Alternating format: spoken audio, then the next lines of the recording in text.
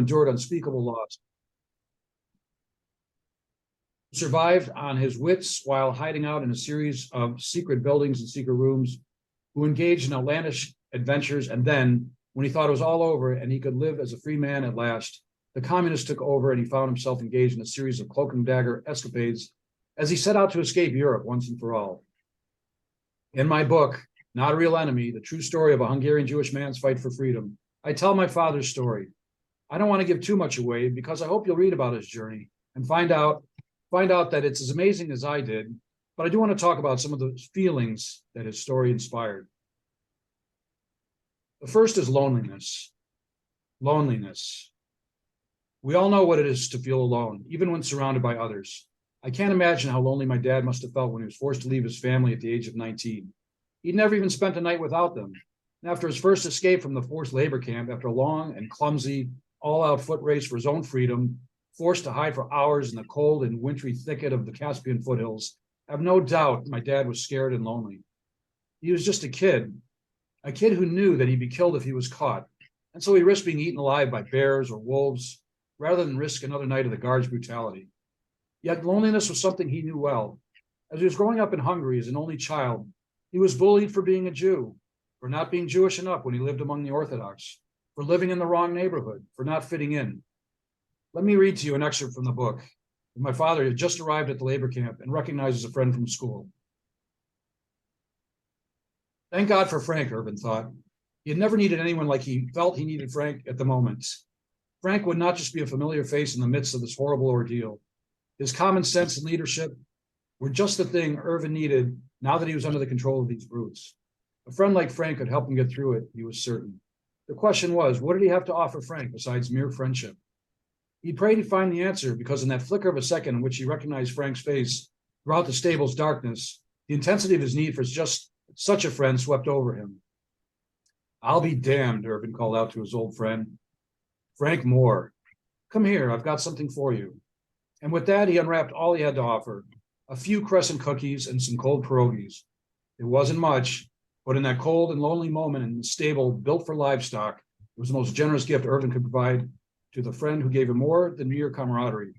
Having Frank beside him gave him hope he would survive. After the war, as the communists watched his every move, listened in on his private conversations, monitored his movements, imprisoned his friends and colleagues, turning one against the other, recruiting spies among his fellow medical students, then among his colleagues, he learned to remain silent. Even after marrying my mother, who was herself a medical student, they were forced into a solitude together. No one could be trusted, yet no one could survive alone. One lesson I learned from my father was that loneliness is a part of the human condition, but it needn't mark us as outsiders. We must depend on others, even as we do with caution. Our loneliness is an existential state, but ultimately we are inextricably linked to the lives and fates of others, and importantly, we are ultimately never alone. God is by our side every step of the way, even our most isolating moments.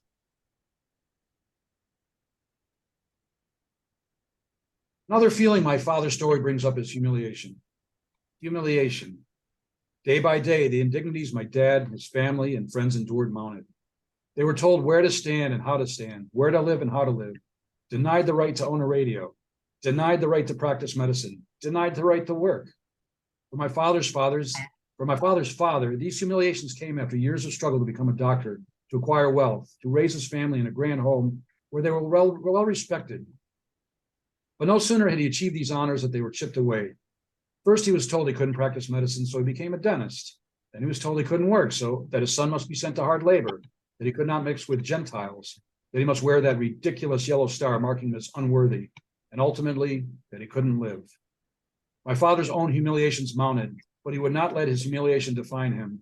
He refused to embrace the identity the Nazis and later the communists tried to impose upon him.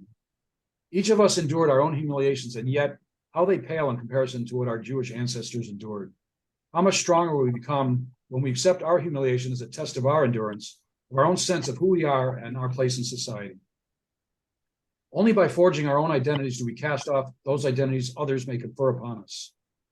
Here's another excerpt from a scene in the labor camp where my father had been subjected to repeated humiliations and abuse. Though the men had hoped that over time the guards would be kinder to them, once they got to know them and saw them as fellow men, the opposite proved true. It was as if the more the guards came to know them, the more emboldened they became to abuse them. Perhaps because they learned that no act, no matter how brutal, would be punished, whereas any kindness they showed would be. Whatever the cause, the guards delighted in their cruelty. When the men were working in the deep wells, the guards would amuse themselves by urinating on them, turning the holes they dug into veritable latrines. Yet the humiliation didn't bother the men so much because the more they were peed on, the more satisfied the guards were they'd inflicted sufficient degradation on their charges, thereby lessening the chance of a beating. It was the beating the men feared the most. There's also the theme of integrity, which is alive on every page. Integrity. My father would never have survived had he not had integrity. Throughout the book, my father's integrity and that of several others proves to be the saving grace that helped him and kept others alive. My grandfather as well proved to be a man of integrity, and many scenes show how his integrity, which in the end could not save him nor my grandmother, saved the life of his son, if not directly, then indirectly by how he had raised my father. When Dad had been sent to the labor service, my grandparents were worried that he would not survive because he'd been so spoiled, that he had no experience with hard work. But they underestimated how far integrity would take Ervin, who came to realize that it wasn't just his own life that was at stake, but that of his friends and fellow prisoners.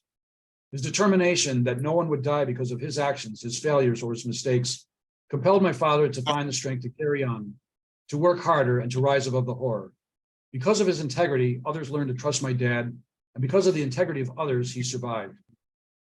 In our world today, it's easy to despair, but I'll bet there's not one of you who hasn't been blessed by the integrity of another, who hasn't demonstrated your own integrity when it most mattered. Learning my father's story inspired in me to always act with integrity and to live up to his own high standards of how we treat others and ourselves. As they reached the town center, the men noticed masses of marching military columns, occasionally interrupted by armored trucks or horse-drawn wagons. The striking difference between the two, one a symbol of power and might and igniting fear in the hearts of the men, the other a symbol of simplicity and self-reliance, conjuring peace and safety, if not a world before the war, caused the men to reassess whether they ought to be so bold as to approach anyone at all. The alternative is we become thieves just to eat, Ervin said, and I'd rather bank on people having a good heart than darkening my own. I'm with you, Frank said, as he was a man of integrity himself, but we need to be careful. Agreed, Ervin said, just as a couple of well-dressed men came out of a building they were passing. Good afternoon, soldiers, one of the men said, tipping his hat. The other did the same, and no sooner had Ervin and Frank returned the greeting that one of the men asked, "What brings you to our town? We don't have many soldiers here, other than those trucks and tanks that pass us by." Ervin gave them their cover story, which promptly brought more questioning. The more he answered the questions, Frank stepping back and keeping conspicuously quiet so as not to contradict or confuse the explanation, the more nervous Ervin became. What had become a friendly greeting was quickly advancing to a suspicious interrogation. "Look," the more vocal one said in a lowered tone, stepping away from the street and closer to the building as if it were a safer place to be, away from the passersby. "No one gets lost out here. You're Jews and you've made a run for it." Finally, there's hope. Hope. My father was a soft, spoiled only child who hadn't done a lick of work in his life.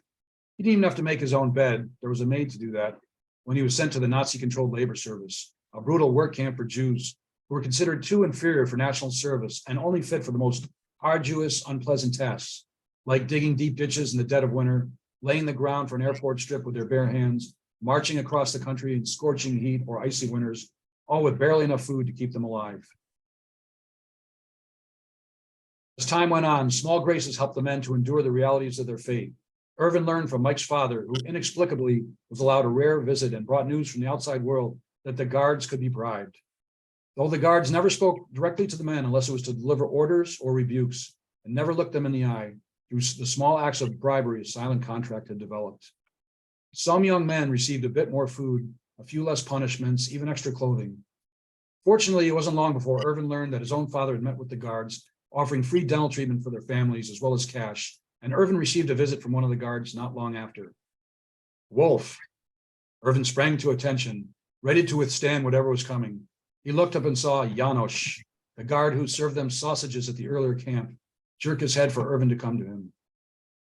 Ervin complied, standing at attention before the funny-looking man. Janos had tiny eyes buried in a face so pockmarked, he almost looked like a burn victim. He was quite hideous, but Ervin concluded it may have been his ugliness which rendered him more sympathetic than the others. Could you bring me in Still, my coffee? he was a guard, and Ervin had long since concluded that even the kindest of guards held power over him, and no one holds power without employing it. Thus, when Janos commanded Ervin to approach, Ervin was as cautious as he was obedient. Your parents want you to have this, he said, his voice low and neither kind nor cruel. He handed Ervin a small paper packet as discreetly as if he were passing a valet a well-earned tip, and turned and barked orders to a nearby group of men. Ervin used that diversion to sneak back to his bunk and open the packet. Inside was a chain of gold with a simple 4-leaf clover charm, a small ruby embedded in the center. Ervin had never before received jewelry from his parents, but this golden 4-leaf clover was the most treasured gift he had ever opened, not for it being gold, but for being a symbol of their optimism and hope he'd be home soon. He turned the charm over and saw that they had the charm engraved. In remembrance from your parents, 1943 X4. A tear fell from Ervin's face, followed by another, then another. 1943, the year he'd last seen his family. X was the Roman numeral for the month of October, and 4 for the day he departed just a few months earlier. The tears fell heavily now as he realized how momentous that day had been, and how much that date was etched not just upon the golden charm, but upon his parents' hearts. Coincidentally, or possibly not, my bar mitzvah was on October 4th, 32 years later. The despair my father and his fellow laborers felt was palpable, but in the midst of that despair, deep and lasting bonds were formed with his friends and fellow prisoners, and small tokens like a simple kindness, a shared bit of food, a funny story late at night, brought the comfort and glimmer of hope that each needed to endure the unendurable. In these troubled times in our own nation, times that in some ways echo the early days of the rise of fascism, and in other ways don't even come close, we would do well to embrace that hope. We live surrounded by comforts and kindness, yet how easily we lose sight of all that we have. Reading stories like that of my father can teach us to find hope in the darkest moments. For my father, hope kept him alive when he felt dead. Hope kept him going, giving him the courage he needed to dare his most dangerous escapes, and hope gave him the certainty that his pain would pass. We are living in troubling times, and the rise of anti-Semitism in our nation and across the globe is shockingly great. For the rise of anti-Semitism or the Hungarian Revolution in 1956 that my father quite literally stumbled upon as he made his way home, the lessons of the past are alive with us. Let's think about these lessons as we live our lives in freedom. I do hope you'll read my father's story, because I have no doubt that you will find in the story the same inspiration that he brought to me, inspiring me to never give up hope, to live a life of integrity, to never let anyone else shame or define me, to never forget that while life comes with tragedies, some so great they are unspeakable, our future is our own to make. I'd like to tell you that once the Nazis were gone, Ervin's life got better. And though he did get into medical school finally, and did find employment as an obstetrician, life under the communists proved to be another challenge. There's a saying, the crocodiles have gone, but the alligators have arrived.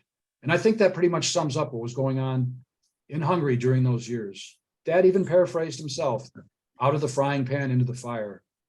One only needs to look at Ukraine to realize that things haven't changed much, eh?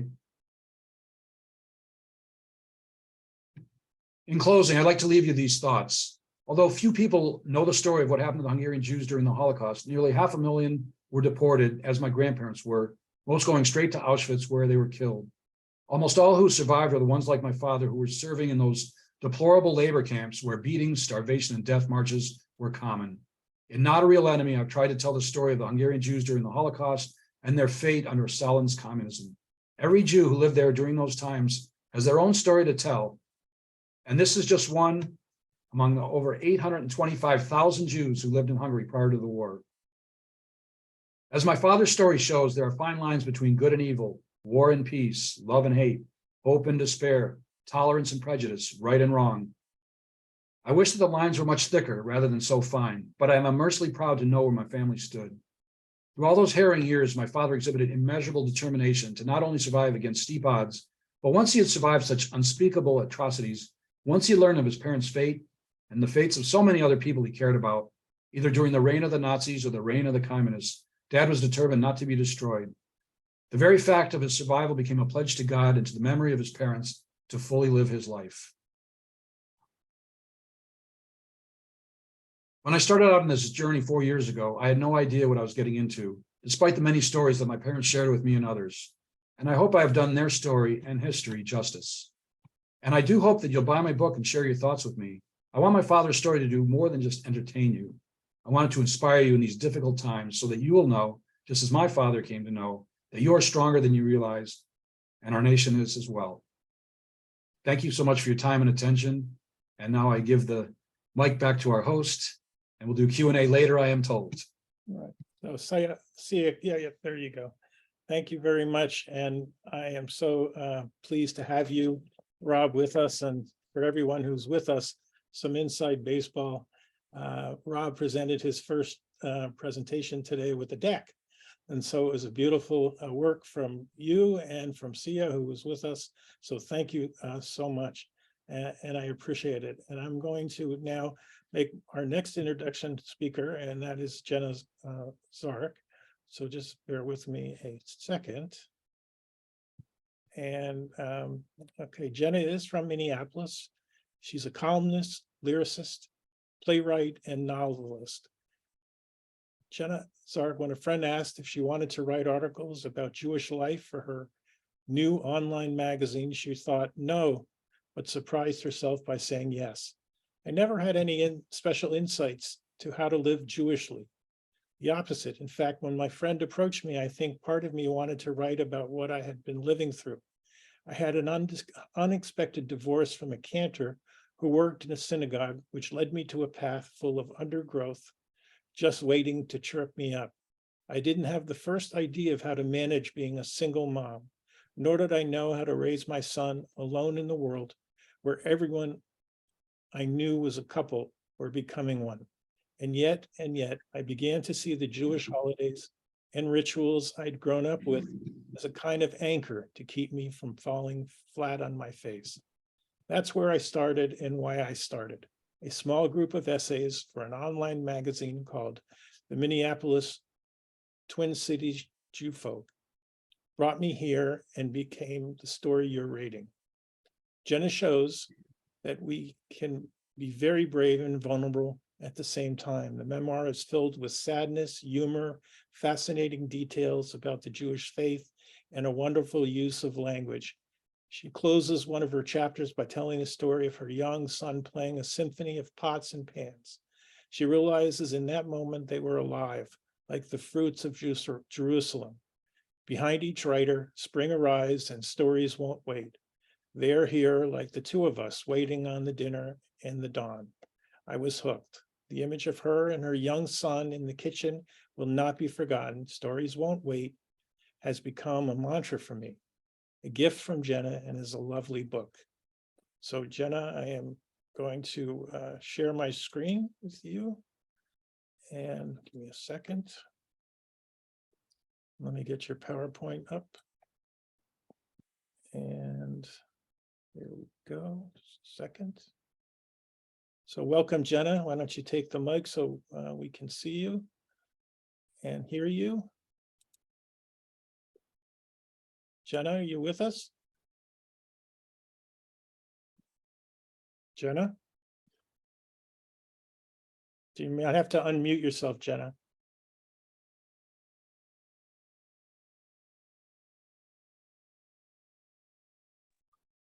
There we go. Hi. All right, very good. Glad to hear you now. That's great. Hi, everybody. I'm so excited to be here today, and I want to thank Jeffrey for inviting me and for putting this show together as many times as he does. He's just amazing. I want to talk about transitions, not only because I think that's what my book, Crooked Lines, is about, but because we all go through them. And it's one of the hardest things we have to do. I thought we'd start with a little background to give you an idea of who I am, how the book came into being. A year or two after graduating from college, I was pursuing an acting career and met and married another actor who I encountered at an audition. We lived in New York City for a while, and then he decided to become a synagogue cantor. His first job was in Hammond, Indiana, not far from Chicago. I'd always been intrigued by Chicago, but moving uprooted me from everything I'd ever known. That was a huge transition, my first. I decided at that point to change my career to playwriting. The next transition I faced was moving yet again, after making friends and finding a playwriting home at Chicago Dramatist Theater. We moved to the Twin Cities, and I became a member of Playwright Center. Then we were expecting, and I became a mom. That was an even huger transition, and still reverberates with me now. About 2 years later, the third transition arrived. And if you read Crooked Lines, you'll know that meant a divorce. That was pretty huge too, somewhere between moving and being a parent. I didn't have the first idea of managing how to be a single mom. For myself, uncoupling from a cantorial family, creating a whole new shul family was like learning to walk again. I had to find a shul where I'd feel comfortable as a single mom, where I could bring my son, and where I connected with the rabbi and the services. I was lucky to find a shul called Bet Jacob, where Rabbi Morris Allen gave me a grand welcome. And he also gave moving sermons where I felt very connected to what he was talking about. There were also enough hippies and New Agers to make an artist like me feel at home.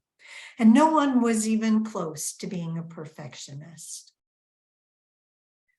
Next slide. I was also lucky to find a new friend named John, who happened to be an observant Catholic. We were both going through uncouplings and looking to our religions to help us get through. John was fascinated by what I told him about Jewish observance, in a good way, meaning he wasn't trying to convert me, and he was a most supportive friend. What I also began to do, and here's where my transition started moving into transformation, is to look at the holidays and rituals observed by Jewish people much more closely than I ever had before. I wanted to find out what those holidays meant to me, and more importantly, what they could mean if I really opened up to them. Early on in this journey, I found myself with nowhere to go on Rosh Hashanah. My friend John decided he would be my Rosh Hashanah guy, like a Shabbos goy, and take me out to a restaurant for the holiday. I know it was weird, but somehow or other it worked, as they say in Hollywood. I'd like to read you some of this chapter, which is part of Crooked Lines. It's called Rosh Hashanah Restaurant. And as I picked up the menu, I thought, this is probably not going to get me into any books of life. But John, who is a lawyer, said if anyone was judging, I could try and explain the mitigating circumstances. I had been in Minnesota just a few years, and most of the Jewish people I knew were congregants in my former husband's synagogue. I was divorced barely 2 months and didn't want to spend the evening staring at the walls while my son was with his father. So, muffalettas. It may not have been the best way to observe the high holy days, but one cannot always choose the time of one's transformation. And in the last few months, I felt I had transformed enough. Salad, yes, it wasn't terribly kosher to be in a restaurant, but I was still attempting to be. I tried to explain this to John, starting with the separation of dairy and meat, moving to the kinds of meat you could have, and then separating meat and dairy dishes. A Jewish director had once told me, because God wanted us to be vegetarian, kosher laws were created to annoy you every time you wanted meat, I recalled. I brought up the Book of Life, and we discussed the afterlife. As a Catholic, John was puzzled by the Jews' approach, which seemed to be, there isn't one, and left him completely confused. Wasn't the Book of Life proof there was some eternal one inviting people to heaven? I always thought it meant extended another year and you wouldn't die in horrific circumstances. But then these 10 days have always confused me too. I like the idea of starting over, mending one's life and relationships. On the other hand, the notion of punishing those who don't repent through illness or death leaves me with deep ambivalence about the judgment. If we see it as allegory, I said. What's the point? John asked. Why do any of it if it's only allegorical? I don't know, I sighed. John laughed, and we both said, anyway, at the same time. I told him to go first. Slide 3. Well, there's a saying about how God paints in crooked lines, said John. It's never a straight line, not straightforward. I like that, I said. We ordered vegetarian, and I turned the forks and spoons over, trying to decide if we were really meant to be judging ourselves. If your marriage derailed, what part did you play in breaking it? If you're sitting in a restaurant instead of at the home of a Jewish friend, what can you do to make it count as a real Jewish holiday? Then my friend pulled something out of his satchel. Since it's New Year's, he said, I thought you should have a present. I looked up in surprise. We don't do gifts at New Year's, I started to say, but he cut me off, saying something about his way of celebrating while handing me a present and an envelope. I opened the gift to find a framed photograph of me at his daughter's birthday party, both arms raised with a big smile. You look so happy here, John said, and I leaned forward to look at the picture, surprised to see my expression of joy, something I had not expected to feel, yet it was clearly present. Anyway, I thought you should have this, he said, looking at the envelope. When I opened it, I found a check made out to me for $100. What's this? Anne Frank, he replied, and I knew immediately what he meant.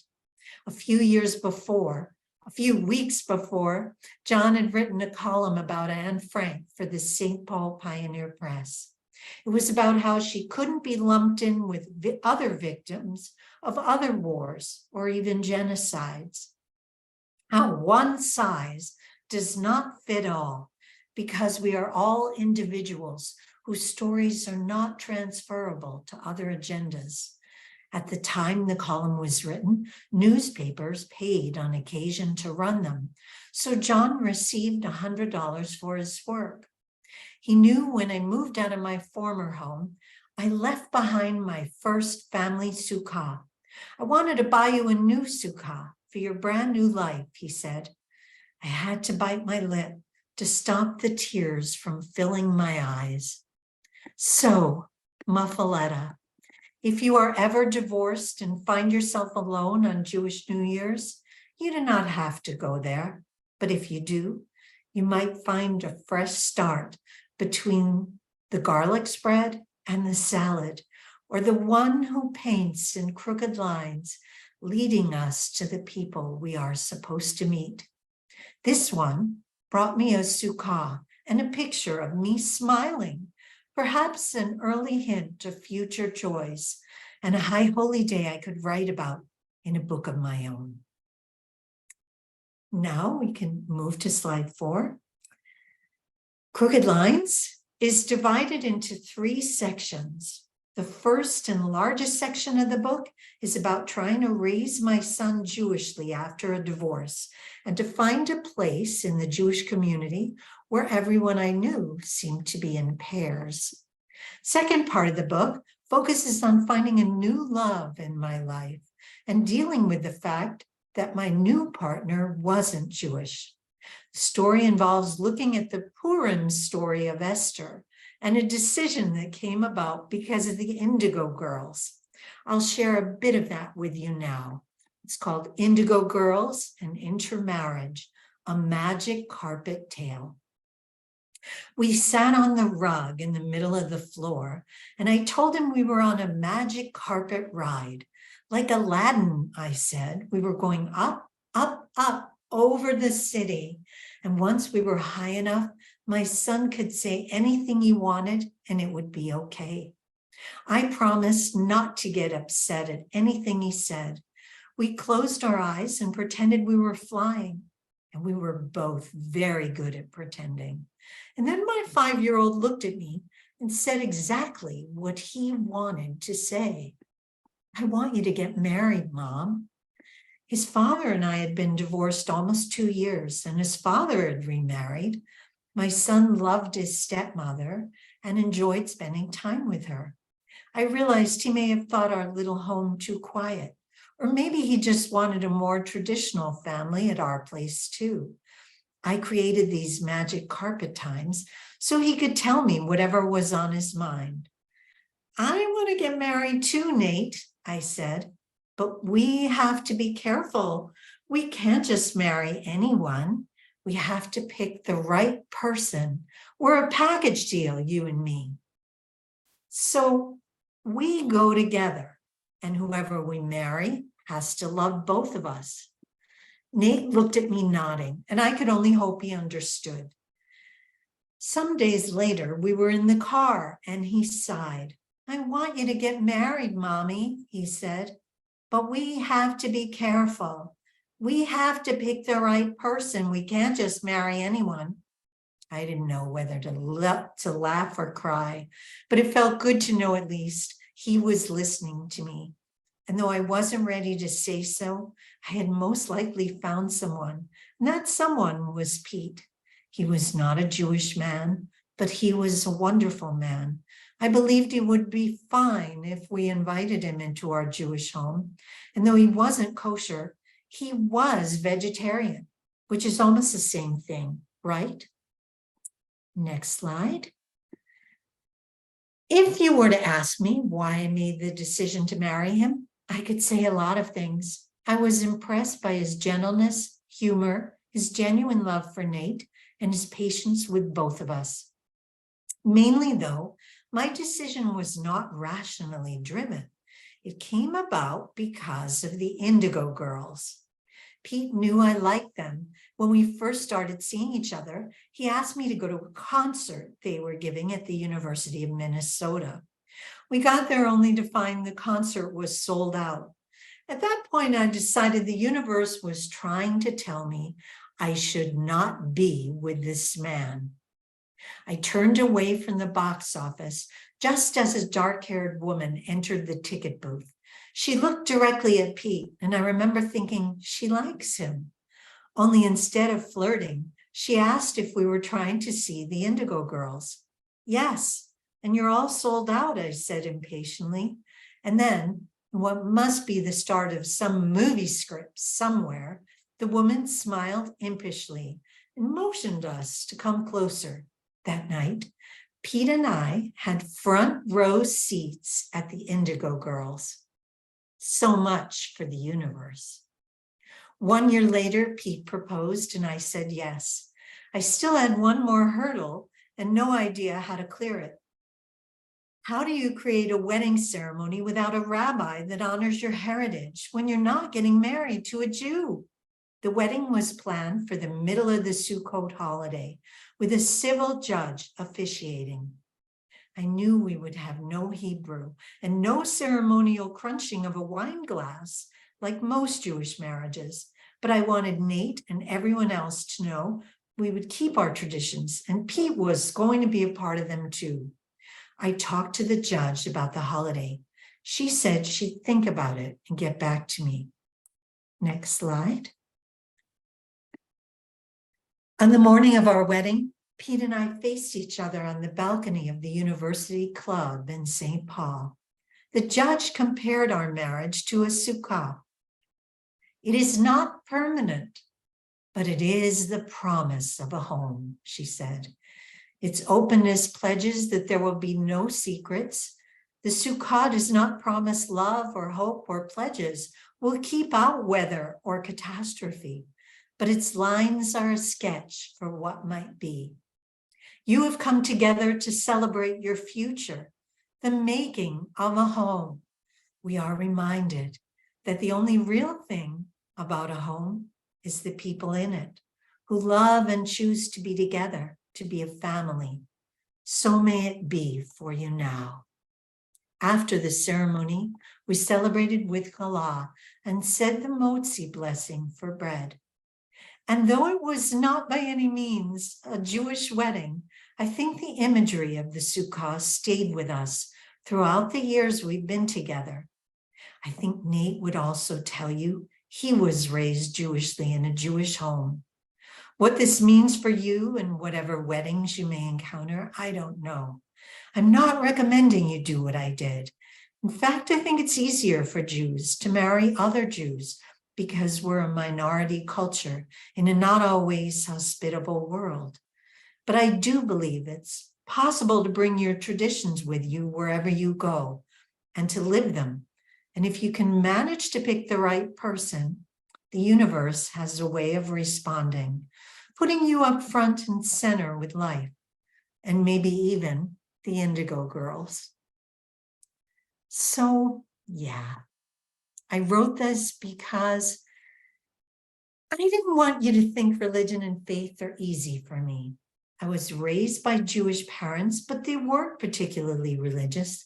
They went to synagogue on the bigger holidays, but my father had barely any religious knowledge, and my mother didn't keep a kosher home.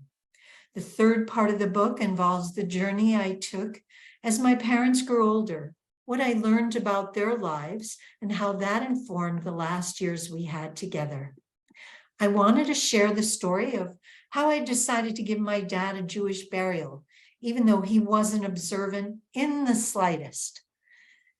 I knew part of that came from his youth, when his rabbi didn't allow him to be bar mitzvahed at the shul because his parents were poor and couldn't pay their dues. Slide 7, if there is one. I'm only going to read a portion of this chapter because it's the longest one, but you can actually hear the chapter at my website on the Crooked Lines page at jennazark.com. It's called Son of the Faith. He was gone. I was alone. I was holding his hand. In a few minutes, I would be calling the funeral director, who would ask if I wanted a Jewish burial for my father. That meant he would be given a ritual washing by members of the Sacred Burial Society called Hevra Kadisha in Hebrew. I would have to say yes or no. My father was not even remotely religious and had not been since the rabbi at his Depression-era synagogue denied him a bar mitzvah because his family couldn't pay dues. Bar mitzvah literally means son, daughter of the commandments or the faith. The ceremony is about joining the community. Dad had always regretted missing out on it. I looked down at my father's still warm hand, trying to decide what to do. I could see him as a skinny, freckly 12-year-old, blue eyes widening as he took in the rabbi's words. My father would have been smiling because he didn't like letting people know when they heard him. He would have shrugged and nodded quickly, turning away. I tried to remember how I felt when I first heard of the Burial Society. Like many American Jews, I grew up knowing nothing of how our tradition treats the dead, and my introduction had not been an auspicious one. When my former husband, Mitch, first became a cantor, we moved to Hammond, Indiana from New York, where we had been struggling actors and writers. He started his first job at a Hammond synagogue, and I began to write plays. Mitch joined the Burial Society almost immediately, which came as a shock to me. He described it almost offhandedly as a group of special people who take care of the dead by washing and dressing them. The washing, called tahara in Hebrew, has been performed since ancient times in our community. It sounded weird and a little frightening. Besides, Beyond seeing one non-Jewish friend in his coffin, I had never been close to death. I wasn't sure how to react and asked him why he was joining. Because he had never been in a war or had other intense life and death encounters, he thought joining the society would be an important experience for starting a career in the clergy. He also believes the society was a group willing to do what no one else would, and that intrigued him. I thought he was nuts. My mother and friends also thought he was nuts, but how could I tell him that? When I pressed for more details, he said he had something to show me. Instead of taking me to a funeral home, he brought me to a hair salon, where to my surprise, he introduced me to the owner, who shook my hand and offered me a free haircut. I watched as she pumped my seat higher and placed her scissors out on the counter.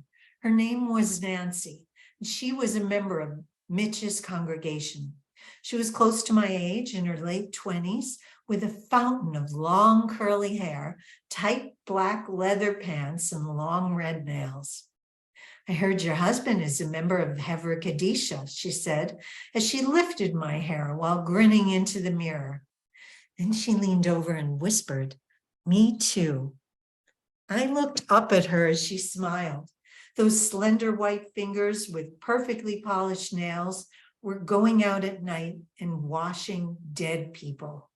What's more, they were people Nancy knew. As she started talking, cutting, and layering, I knew I had to learn more. Slide 8. The Hevra Kadisha comprises volunteers from every community and profession. They're hairstylists, secretaries, lawyers, wives and mothers, fathers, bakers, salesmen, nurses, and students.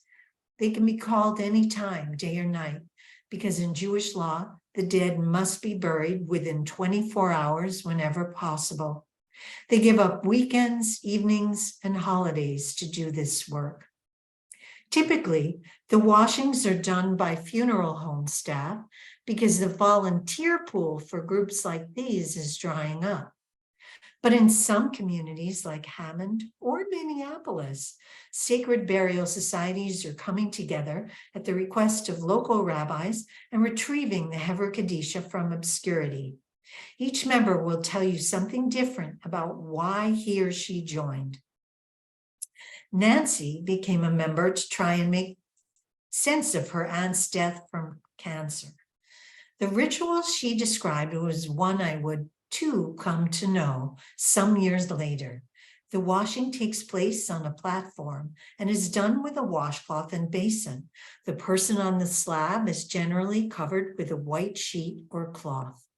Society members wash their hands 3 times in a ritual basin and say a prayer, asking for kindness for the body. Then little by little, each body part is uncovered and lovingly, carefully watched. A foot, a hand, a forehead, a shoulder.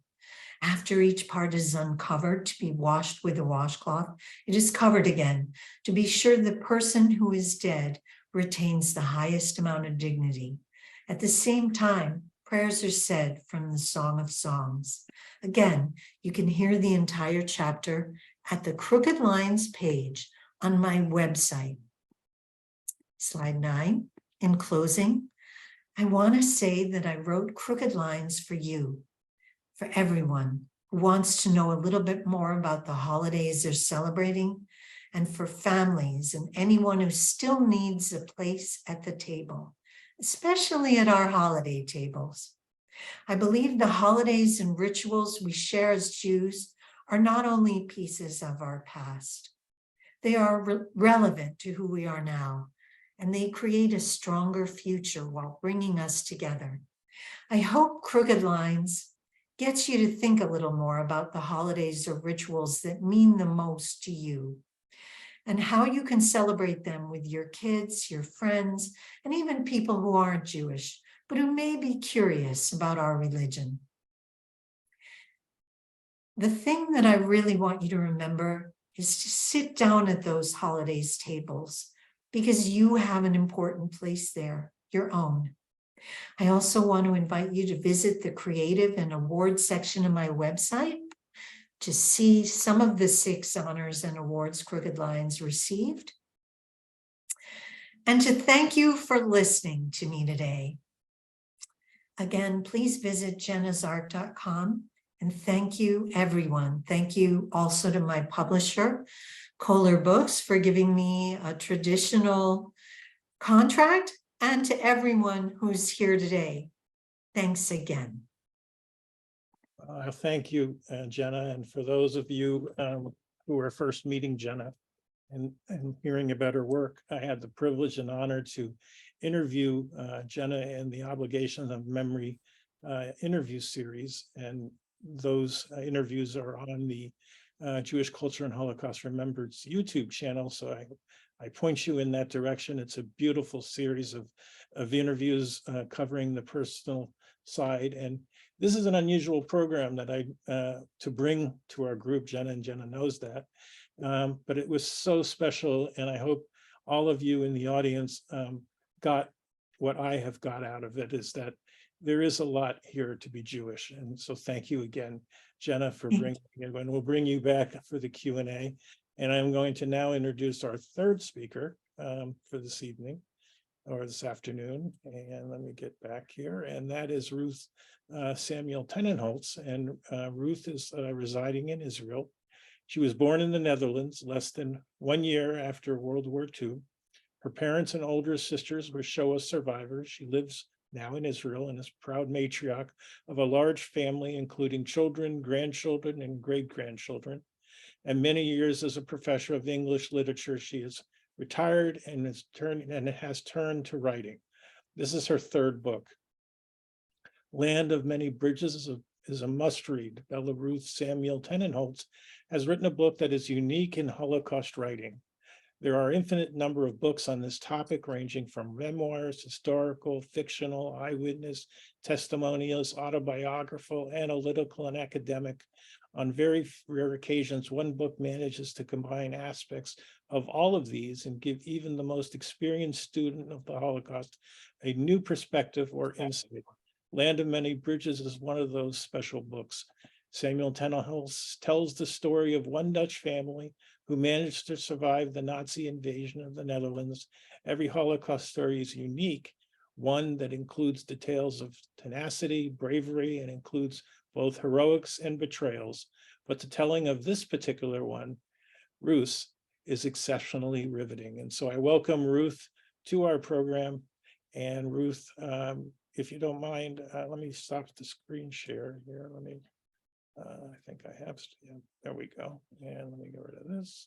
And Ruth, you're going to take over the screen share. So please welcome to the audience, Ruth, and please unmute yourself and present. You're starting to share? No, you are. I am. Okay. So this is the one.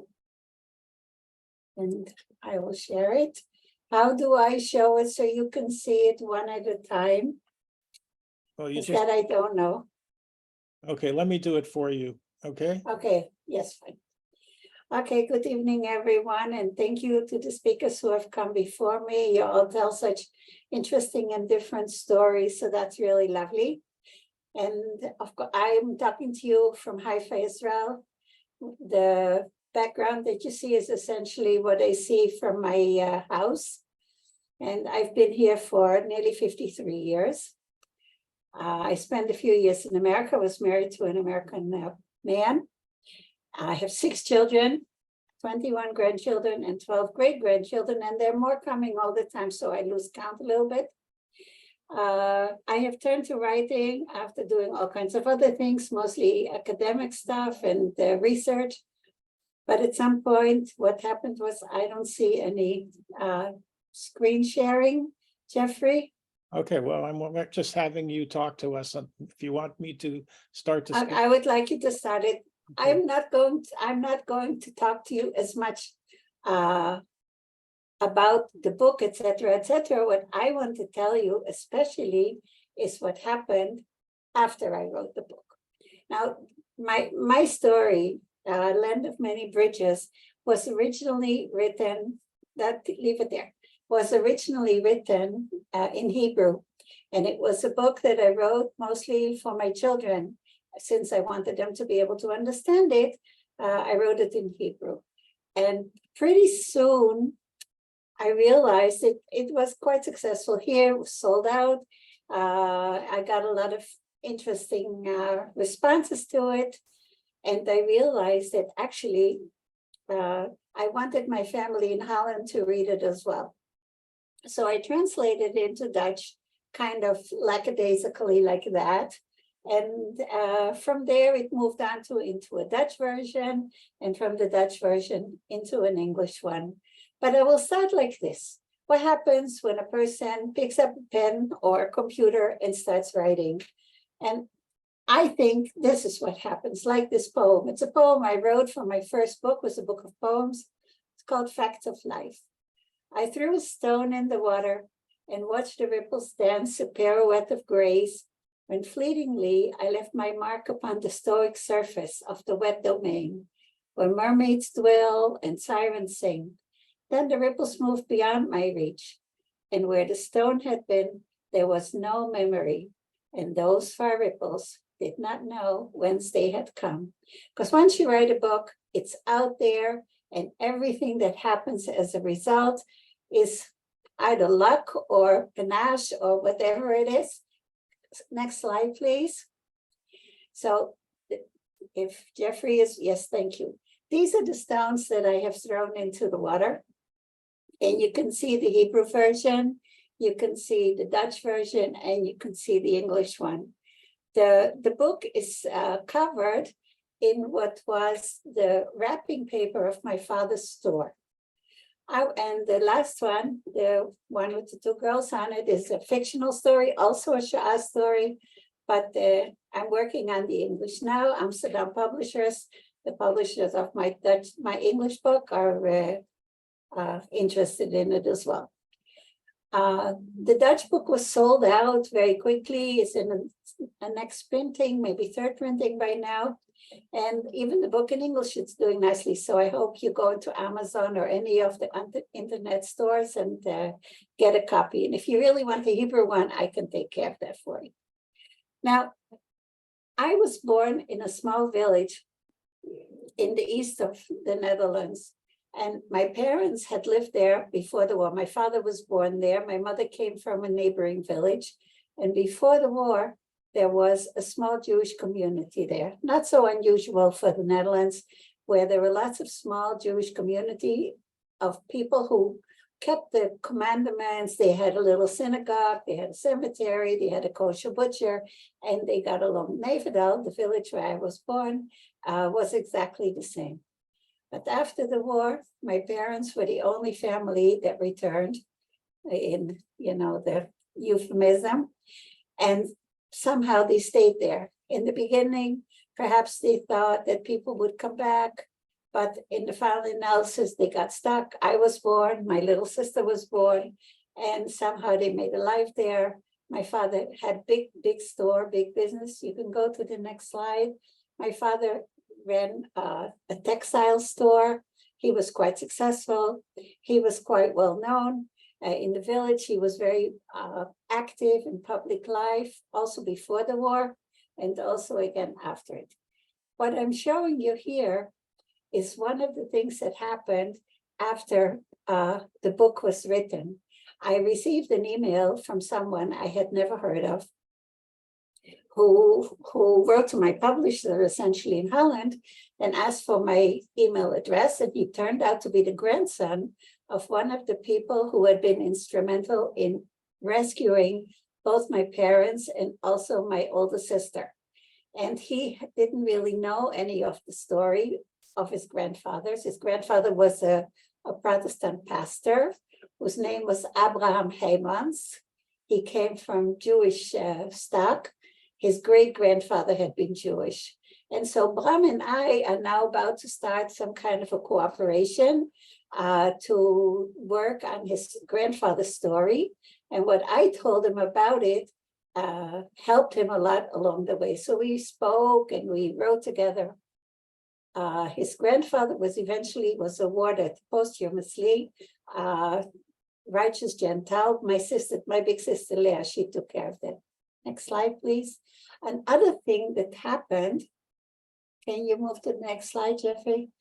Another thing that happened was in my village, like in all of the Netherlands, very little attention is paid to teaching the Holocaust. The Shoah is not something that is talked about. There are very few Jews in Holland today. Before the war, there were 140,000 Jews. After the war, there were barely 30,000. 75% of Dutch Jewry was murdered. And most of the villages, like the one where I was born, which had small communities, have no Jews anymore. And so the generation that is growing up now, 75 years later, has no inkling of the fact that there were ever any Jews there. But as a result of my book and also some other things, somebody decided that the Shoah must be taught. And a curriculum was written for high school and also for elementary school, but for high school especially, where the children study World War II history, Shoah in general in the Netherlands, and they get a special focus on what happened in their area. And my book is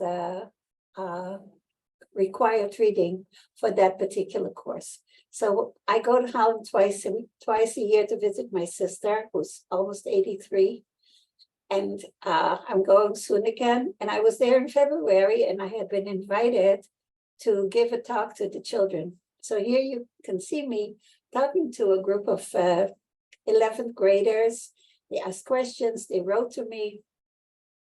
They asked questions about the book, they asked questions about the history. I gave them a lecture about how the Jews came to Europe, starting with the destruction of the Second Temple, going through the exile into Europe, and afterwards coming to Spain and the expulsion, etc., etc., etc. And the phenomenon of Jewish pirates, which interested them a lot, and they were excited about that. And I gave them a whole different view of how Jews even live in all the different countries in the world. And they wrote to me afterwards, and I'm going again next month, and I expect to see them again and talk to them again. Maybe not them because they're graduating, but the next group. Can I have the next slide, please? One thing that happened, which totally blew me away, was when somebody from the municipality wrote to me in April and asked me if I had memories of Dutch Memorial Day. In Holland, like in Israel, Memorial Day and Independence Day are one day after the other. In Holland, the celebration is liberation from Nazi Germany. And on May 4th, there is Memorial Day, when all kinds of sad things happen. And on May 5th, they celebrate liberation. On May 4th, in most places in the Netherlands, people walk in a silent march to the local monument, and they put flowers, and they have talks, and they remember the people mostly from the resistance. And they asked me what my memory was. So I wrote them honestly that my father boycotted May 4th, because he said, when we go to the monument, nobody ever says anything about the Jews. His parents, his sister, his uncles, his aunts, his cousins, my mother's parents, brothers, sisters. I mean, like, I don't know, 50 people from the immediate family that were murdered, mostly in Sobibor. And so this year they wrote to me after we had this talk with a representative of the local government. They told me that on May 4th, at the official site of the monument, all the names of the Jews from the village who were victims of the Shoah were read out loud. And the students from the high school, each of them had the job of saying something about every single person that had been murdered. So I felt that I had done something amazing, and I was really, really grateful for that. I'm sure my father was very happy and proud of me too. The picture that you see here is another thing. I don't know if you know what it is, but it's a measuring stick. My grandfather and my father had a textile store, and among other things, they sold yard goods. This is 1/2 meter. I have the one from my father's store in my workroom, hanging on the wall over there. This one came to me when the people who had bought my mother's house, after my father died, we sold the store and my mother moved into a smaller house. And when she was no longer able to live at home, my sisters cleaned out the house, and after my mother died, we sold it. But I hadn't really been there. When I was in Holland in February with my youngest daughter, I told her I wanted to show her the house where I was born. We'd spend the day in the village. And then nobody answered the bell. So with a little chutzpah, I told her, we'll go around the back and we'll see what we can see. And I was standing there and I said, you see, this is the garden, this is the shed. I used to climb on it. And somebody walked out and said, hello, what are you doing in my backyard, kind of a thing. So I said, I'm so sorry, but my name is Bela Samuel, and I was born in this house, and this is my daughter, and we're here from Israel. Oh, you got to come in, you get coffee, and et cetera, et cetera. And then he told me that lately they have been cleaning out the cellar, and they found some things that he sure belonged to my family. And he came up with this and with another thing. You can turn to the next slide already. This was the measuring stick for my grandfather's house. I touched something that my grandfather's living hands had touched, that I was so overwhelmed that it took me a while to calm down.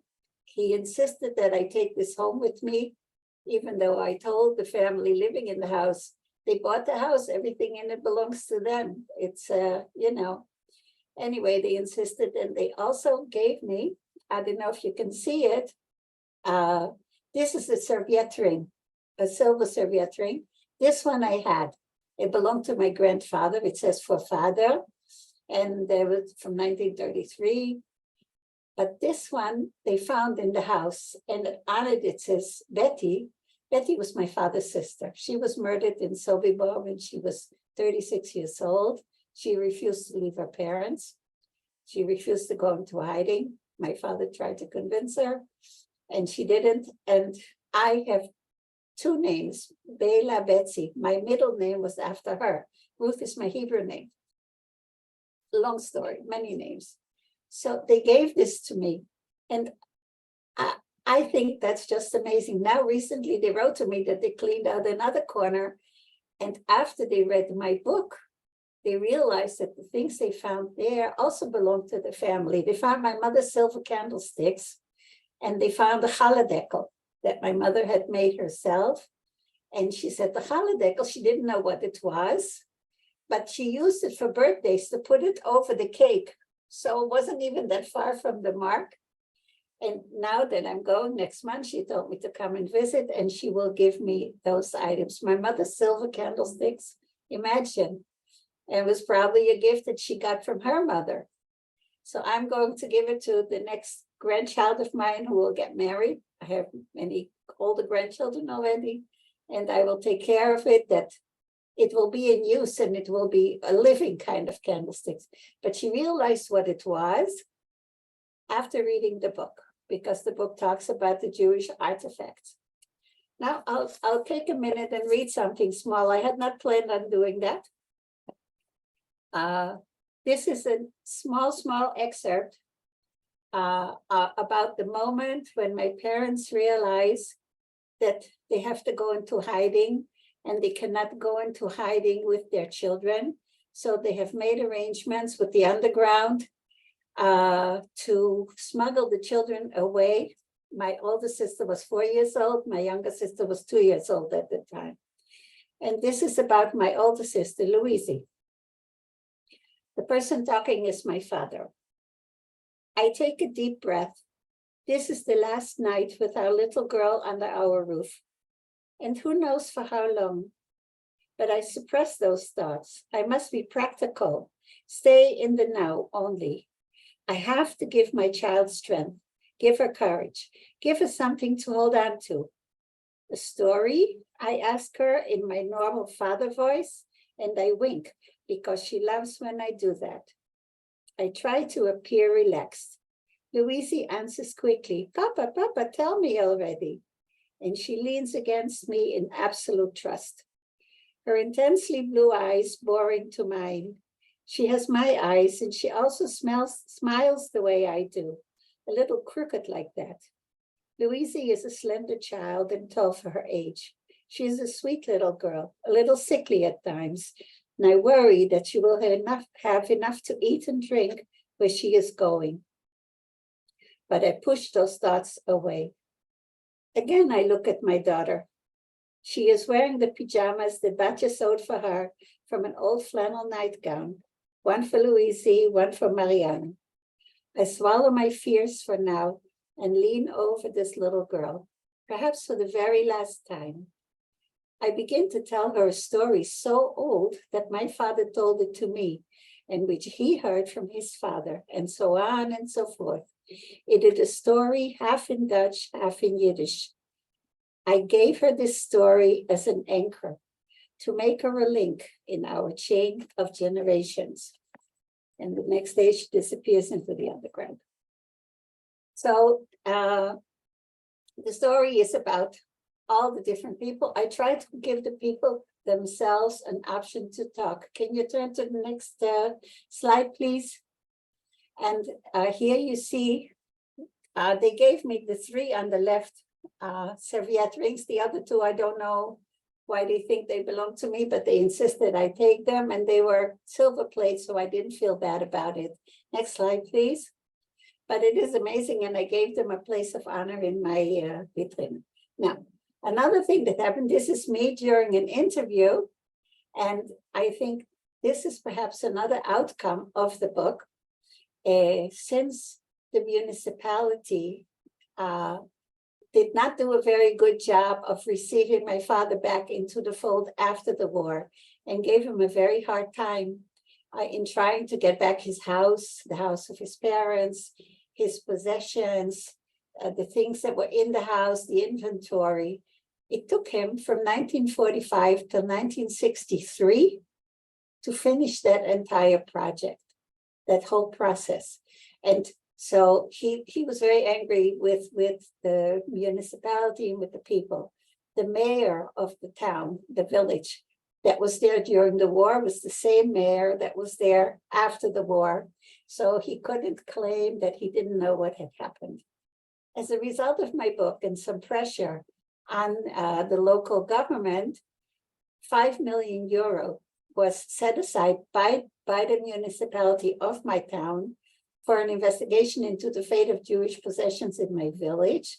And especially they wanted to check whether the people who were part of the local government had been involved in buying or selling or stealing some of these possessions, the real estate or the things that were in the house. During the process, the process was carried out by the University of Nijmegen. So a completely uninterested party which had absolutely nothing to do with the municipality and had nothing to do with us either. They interviewed me several times and they asked me what I wanted. And I told them I have no material needs. I don't want anything. What I want is justice. What I want is for the municipality to say that they're sorry. And so the final, what do you call that? The result of the investigation is there. And the municipality has agreed that in the opening page, the introduction to the investigation, it will say that my father was treated very, very badly by the authorities. So when I go to Holland, I will bring this thing with me and I will put it on his grave. And since the stone is sagging, I can probably stick it in there. So these are all things. I need the next slide, please. These are all things that happened as a result of writing a book. Now, the book is in English now, and I thank Amsterdam publishers Lisbeth for doing that. It earned a first prize, a gold medal in a competition last year, so that's very nice. It's selling nicely. I hope as a result of this evening, it'll sell even better. And I will show you a few pictures from the past, people who may be nice and how shall we say, innocent times. My grandfather was a shochet, a ritual slaughterer. And the person on the left is my grandfather, Daniel Pachach, not my father's father, my mother's father. The little girl's my mother. And I have a daughter who it could be her clone, looks so much like her. And next to her is her mother, Mariana. And one of my sisters was named after her, and I also named a daughter after her. The year is 1920. You see my mother's wearing wooden shoes. In the background, you see the name, De Daniels, Vleeshouwer, butcher. He had a kosher butcher shop, and he sent kosher meat throughout the country.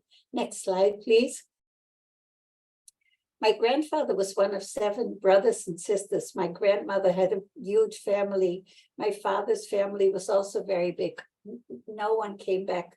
One of my mother's aunts and uncles, a married couple, returned, but all the other 6 families in all with children and grandchildren, 37 on my mother's side only, close family were all murdered, mostly in Sobibor. This is my parents' wedding photo in 1937, when clouds were already gathering over Europe, but they were still hopeful that things might be okay. Next slide, please. My father, as I told you, was very involved in public life, also before and also after the war. And the fact that he was like that is what saved my family. This is my grandmother, Mariana. I never knew her. In 1941, with my older sister, not my big sister, number 2 sister, Mariana, named for her. That's the only photo I have of my grandmother holding a child. And the next slide is a picture of my grandfather, her husband, Daniel, the butcher, the shochet, with my sister, Louise, who is about 3 years old, maybe 2 years old over there. My father, you can put on the next slide, my father had many connections in the business world, and he was connected. I'm sorry, it's in Hebrew. That's my big sister who died, and I wanted to give her, I wanted to bring her to you the way she was, not only as a baby.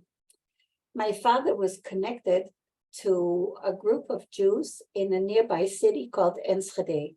Holland had only one Jewish council, a Judenrat. And the Jewish council in Amsterdam, they were the ones who told different groups in different towns how to act with the Jews living in their community.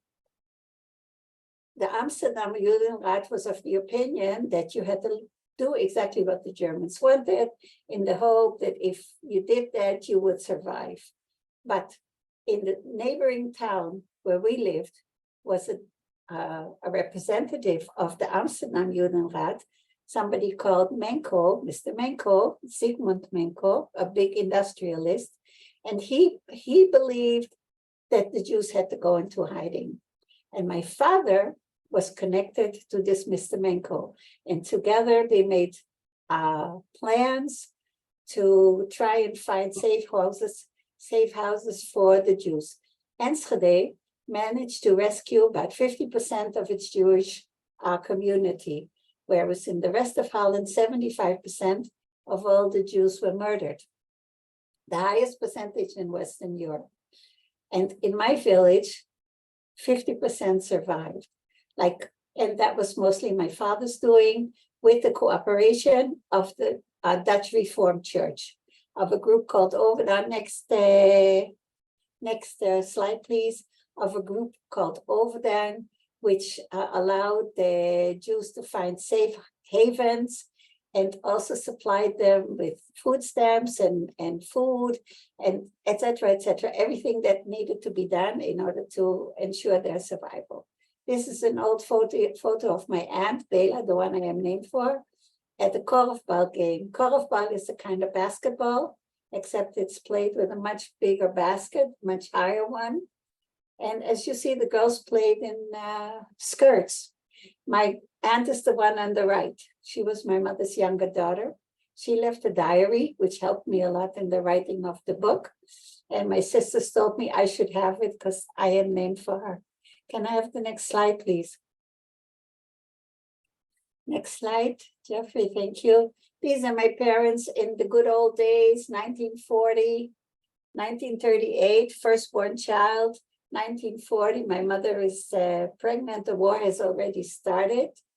I don't want to tell you exactly how my second sister came into the world, because I don't want to ruin it for you when you read the book. But the Jews were so trapped in this unbelievable mousetrap, they had no place to go.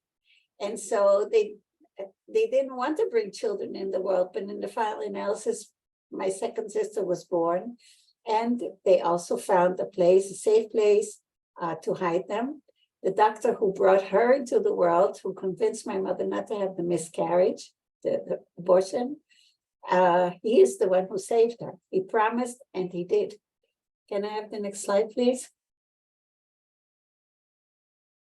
Okay, these then a sample of food stamps, but because everybody had to bring these kind of things with them when they bought stuff, they were not money.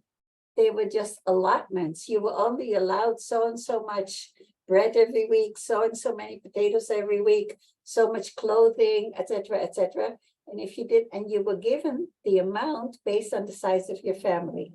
Since the Jews were not allowed to be alive anymore, were not allowed to stay there after a certain date, they didn't have stamps. So the underground had to supply the Jews with stamps. One of the biggest industries of the underground in Holland was producing counterfeit food stamps. And there were probably more counterfeit food stamps in circulation than real ones. And that's what kept the Jews hidden in Holland alive. Next slide, please. The next slide should show you an ad from my father's store. He wrote an advertisement in the local newspaper every single week. But if you look here, on the bottom, there is a hand. Can you see that? This is already a note to his customers saying, please bring your textile stamps with you according to law when you come and shop in the store. And this was in 1940, and Holland was invaded in May, but by summer, the stamps were already a requirement. Can I have the next slide, please? Okay, next. Thank you. One of the things that helped me with the book was the local archive in the village. And the local archive in the village didn't even know that they had everything that they had. One day I got a letter. I knew about these people. I was trying to research the book. And one of the people said that he had some letters my father wrote in the archive. And then he sent me this letter asking me if I knew what it was. It had fallen out of a book that he had inherited. And I looked at it and I nearly died. It's a letter to say from the German police to the police in the village to say that these and these Jews have been deported, and these Jews, meaning my father, my mother, my two sisters, did not show up. And they are criminals and they must be arrested. And I wrote back to the person who managed the archive, and I told him what it was. So he said, oh, I'll go look. And he sent me about 100 documents, which were the underlying information that I used to write the book in such a way that it is historically correct without making it hopefully into a dry academic piece of work. Can I have the next one, please? And that is also the reason why I gave you access to my website, because I translated everything into English. I did that for Bar-Ilan University. I'm a research, what do you call that in English? A research fellow at Bar-Ilan University in the Department of Shoah Research and Memory. And so I did it for them so researchers can go into it, but it might be interesting for you to see. These are, again, one letter in German, one letter in Dutch, signed by the mayor of the village. You see the same signature on the bottom to say, these people have disappeared. They didn't come. They didn't leave the key to their house. Where are they? Because my parents disappeared and some other people disappeared as well. Next slide, please.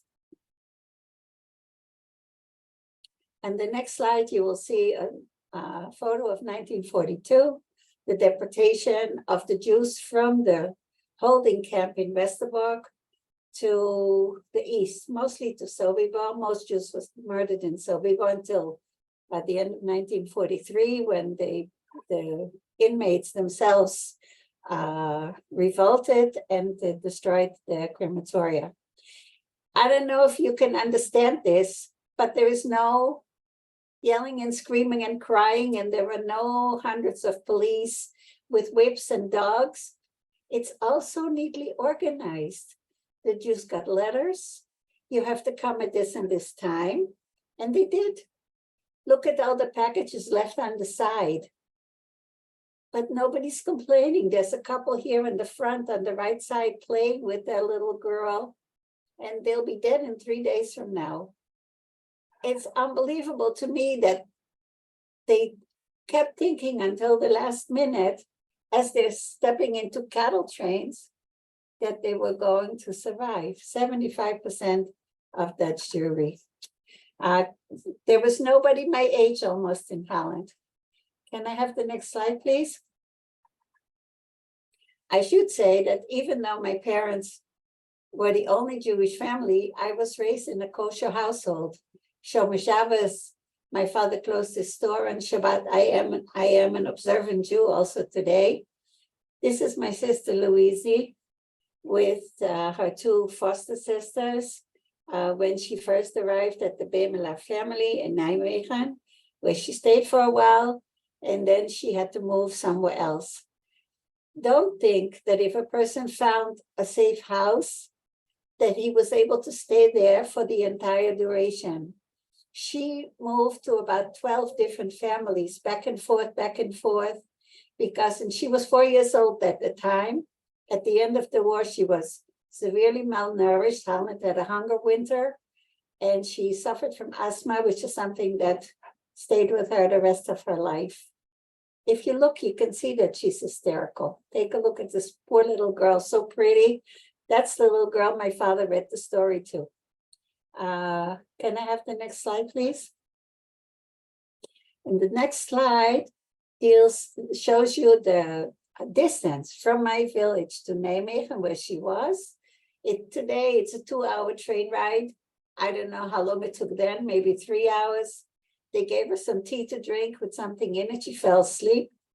Not my parents, they didn't take her. A friend of my father took her. All of them in great danger to themselves. The book is quite specific on telling the story of her disappearance into the underground. Next slide, please.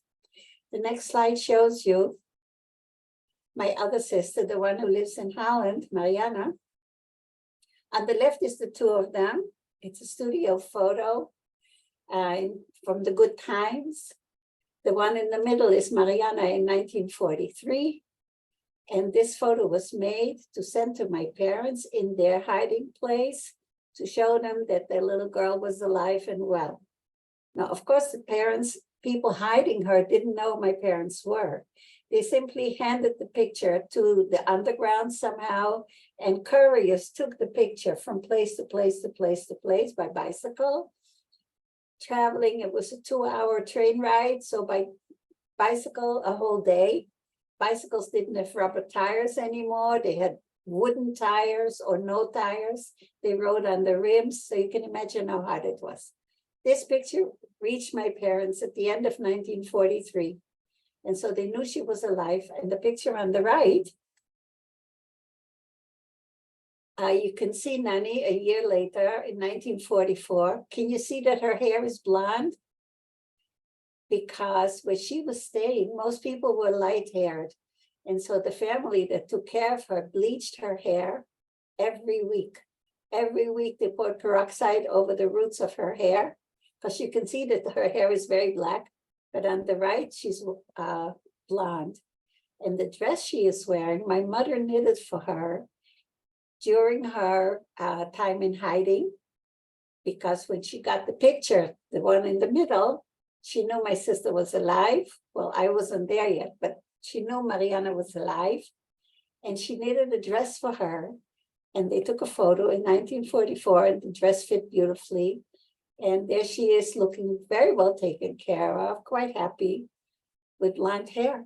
Next slide, please. Okay. These are the people who saved my parents, the Scheffer family. Them too, I did that together with their daughter, the one on the left. I was able to get them recognized by Yad Vashem as righteous Gentiles. And if you look carefully at the children, the younger ones and the girl in the middle, they're all wearing sweaters, and the girl on the left, Henny, even wearing a skirt that my mother knitted for them. Henny told me that. Now, of this family, the older ones were all in the resistance. These people saved Jews. They hid Air Force pilots who had been down from their planes. After the war, they moved to Canada, but I remember them quite well. They lived next door to my school, and I was in first grade. I called them uncle and aunt. My father called them Papa and Mama. And my father told me that if I needed shelter, I should run to them. I was a 6-year-old girl, and I understood that if it rains, I should run to them. So I did. In Holland, it rained a lot. So I used to run to them. I said, Papa told me to come and shelter. And they would laugh at me and give me a fresh baked scone, because they were bakers. And I would go home. Can I have the next one, please? They moved to Canada. And I found out much, much later, this is Domine Heymans. It's a very poor photograph. I will ask his grandson if he has a better one. He is the one who initially took in my parents, and his story is a very interesting one. But again, it's in the book. And he is a righteous Gentile also. Can I have the next slide, please? Okay, and the next slide that shows the distance by train. I just thought I'd show you. And this is the postcard that my father writes to the Decker family that rescued my sister Mariana after the war. I don't know if you can see the date, but it's in May 1945. They were liberated in April. And he tells them thank you very much. And he writes a very moving note. But he also says that she keeps asking when she's going home to her mommy and daddy and her brothers, because she had lived with the Decker family for nearly 2 years. And it was very strange for her to come back to my family, to my parents and my older sister, of course. But eventually they all settled. My father writes, I will never forget the wonderful thing that you did for us. The wonderful thing that they did was not only that they took in the child and that they kept her safe and that they took very good care of her, but that they gave her back, because it was not in Holland. There was a very big problem after the war. The Dutch government in exile had told people hiding the children that the parents were not necessarily entitled automatically to the children back. And especially if the parents had died, were murdered, other relatives who would come and ask for the child, they had no special rights anymore. And there was even a thing to say that they had abandoned their children. It took a while for the Dutch Jews to get the children back into the Jewish community. Some of them never did. And some of them had lives that were completely ruined because of it, because it took so long. Can I have the next slide? So my sisters were very lucky that they had parents who came looking for them. This is the opening of the store after the war. Not my father's store, his father's store, because our store had been bombed, and so it couldn't open. You see the policeman on the left. Next to him is a gentleman, Meneer van den Berg. Next to him is my father. Meneer van den Berg also rescued Jews during the war. The demand for clothing was so great that the police had to come to keep order. And people were waiting their turn to go inside. And besachakol, what they were selling was surplus goods that the Canadian soldiers had given them, the Jewish Canadian soldiers. I have a Haggadah for Passover that was printed by the Allied forces. And the first Seder after the war, my parents celebrated with 2 Jewish soldiers that were quartered in their house. And they left them the Haggadah. And this year, we used it for our Seder, because I just now got it. And we used it for our Seder. So I tried to make like the circle whole. Next slide, please. We're almost done. I think we're done. You can move very quickly through these. These are my parents with my 2 sisters the summer after the war. This is us in 48, Rega. This is the opening of the store. It took to go back one, stop.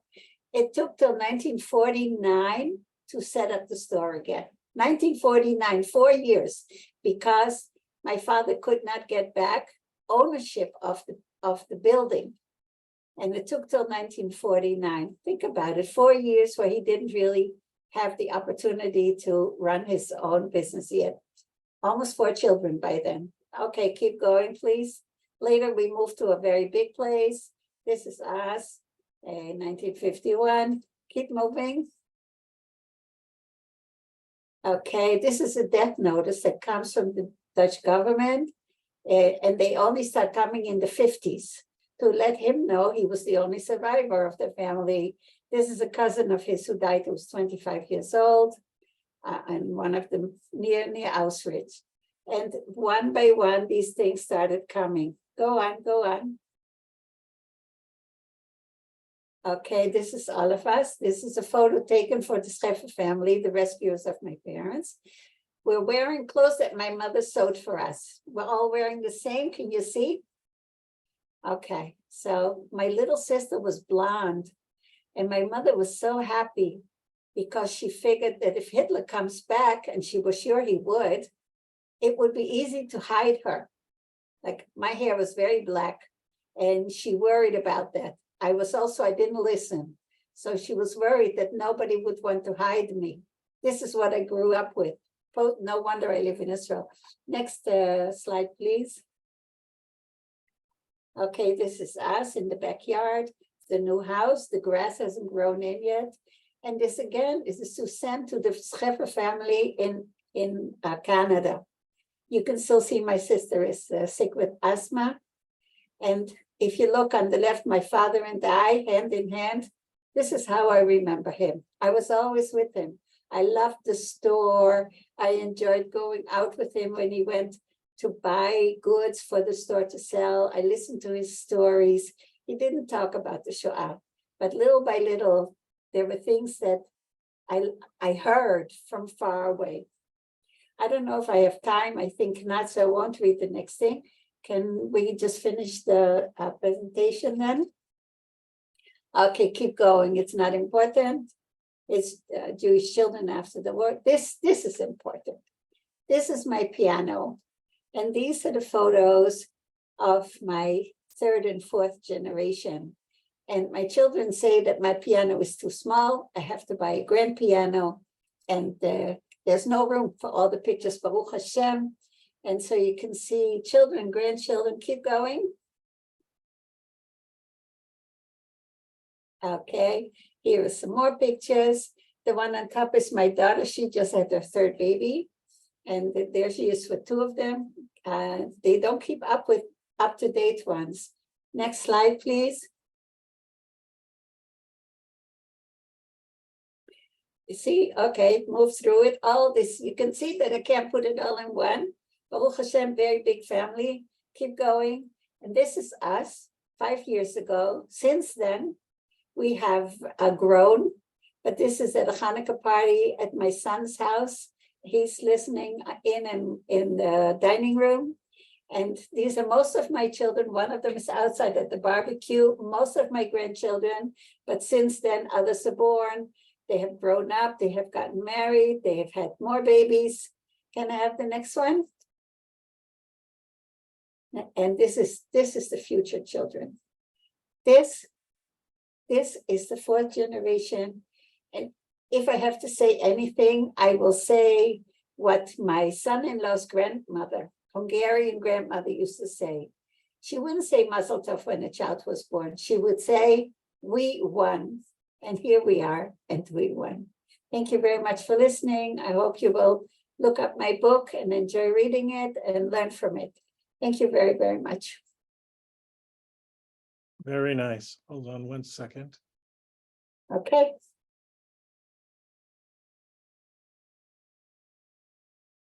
Well, Ruth, it was beautiful.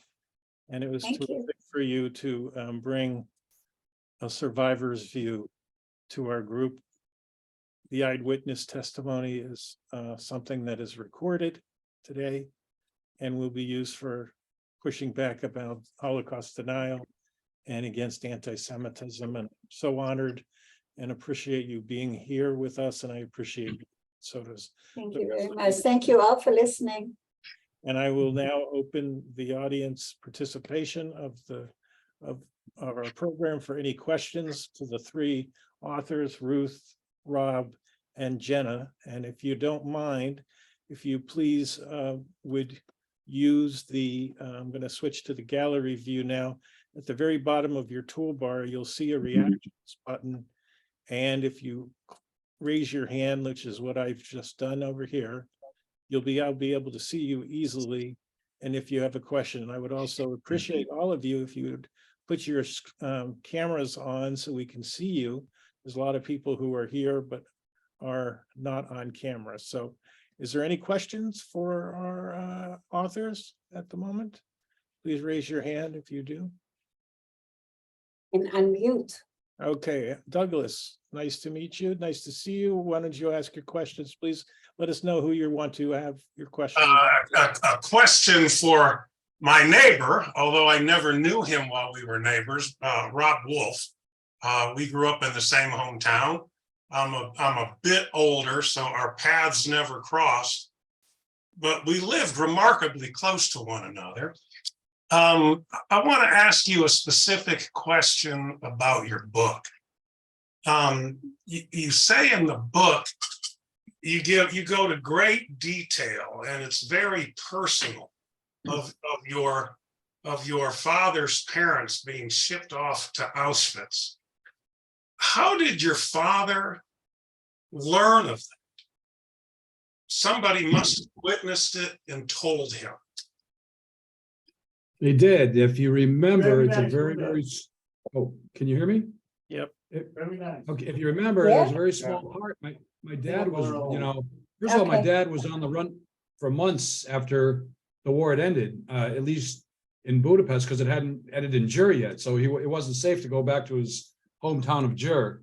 And then when he finally got it, he looked for notices for weeks. He went, there was a lost and found sort of in the town square, if I remember correctly. I'm just trying to picture it because it's the way he described it. By the way, my book is based on his autobiography written in the 1970s. And he and my mom wrote the stories literally as though they'd happened the previous day. So literally pencil and paper to typewriter to computer to disc to me. But they had a neighbor that found him months after he got back and was working and the war had ended and looking fervently to find out what had happened. And he found an elderly lady that was actually in Auschwitz, and she was an eyewitness to what had happened to my mom and dad. And she told him exactly what happened, that not my mom and dad, but my dad's parents, sorry. And his, I don't want to spoil all of the book, but his mom, my dad's mom was pretty much perished almost immediately, which a high percentage of Jewish people were. As soon as they got there, they were taken away and murdered, unfortunately, along with a little girl. If you remember, she hooked up with an orphan, a little girl on the train. So, and my dad's father, well, the initial story, he mentions Mengele, and it might have been Mengele, it might not have been. It's been sort of disputed by another historian. So we sort of left Mengele out of the pitch, out of the book, because we weren't quite sure. But in my dad's story, they said Mengele was the one who greeted him, and as a physician, Joseph, my dad's father, mentioned that he was a physician, and how could he help at the camp?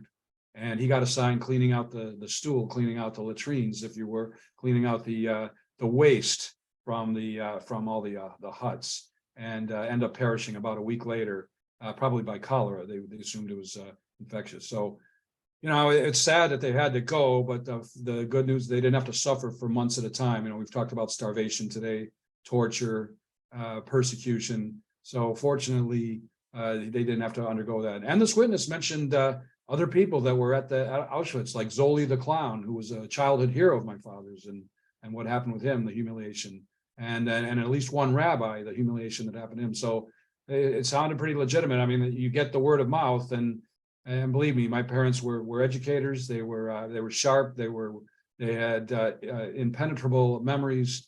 And if Dad said that that's what happened, then that's what happened. So yeah, eyewitness testimonial by an elderly lady that happened to find my dad injured as he was desperately trying to find out what his parents' whereabouts and what had happened to him. And unfortunately, so that's how it was word of mouth from another lady who knew my dad. So Jackie, I saw that you had your hand raised, so please unmute yourself. Nice. I took it down because it was very personal, but I want to say to Robert Wolf, I was with you every word that you pronounce, and the congratulations on your book. And I was in your living room due to the art that you have behind you, the Millet, les Glaneuses. I grew up with that, and I thought, this is coming from Tunisia in 1933, and here we are with Wow. Jeff helping us to get together. That means it was emotional, Well, and I thought, no, I don't need to say anything. when my parents passed away, and we had an estate sale, but there were so many things I couldn't throw away or sell. And this painting was in my dad's office for many years, and I never really came to understand the meaning or how deep this painting was, except to say that the peasants, in one way or another, helped the laborers survive. They had some sort of deal with whatever little And women. of money they might have had exchanged, or even out of mercy, the peasants, maybe even a little bit of work, they snuck out at night and dealt with the peasants, all at risk for their own safety and their own. And it's lives, about women. just to eat a minimum amount of food. One side story, my dad got food poisoning probably from contaminated cow milk, and that might have saved his life because he ended up in a hospital. It was a weird story. I don't know, it was a sister of charity, it was a nun, some kind of a lady that was just happened to be in the neighborhood and said, this man is ill, he's got food poisoning, you've got to get him to a hospital. So my dad ended up in a hospital where he was treated not so nicely since he was Jewish, but they went on another march that he caught towards the middle and the end of, and led to his first escape. But that just having food poisoning, ironically, may have saved his life because he was off campus, and it might have saved him from an ultimate death march that he may not have escaped from. So crazy story too. So, but yeah, the peasants, it's a very meaningful, as long as I'm around, that's staying up there. And hopefully my grandkids understand that painting, as long as it's well preserved, the peasants in the field, it just means it's the most simplistic painting, but it's so beautiful, comes from his heart. And really the memories of saving his life just for the need for food it's a big message. I was sitting on your red chair behind you. You're welcome to come visit. If you're ever in the Lauderdale area, anybody Come visit. We'll go get some lunch, coffee, and we'll continue this Thank you. conversation. I know Thank you, Doug and I are Jeffrey. gonna talk for hours probably when I'm in Michigan. in No, but September. we don't realize the connection that we can create, how the world of together can happen. You know, my parents, in a sense, not Holocaust survivor. They had a life which was okay in 1942, even if we were in Tunisia with the Germans. And here, so many years later, you can see the symbol of togetherness and learning and education, and it touches me, it touches us. Thank you. Sorry, Thank you. Jeffrey. Thank you. Are there any other questions?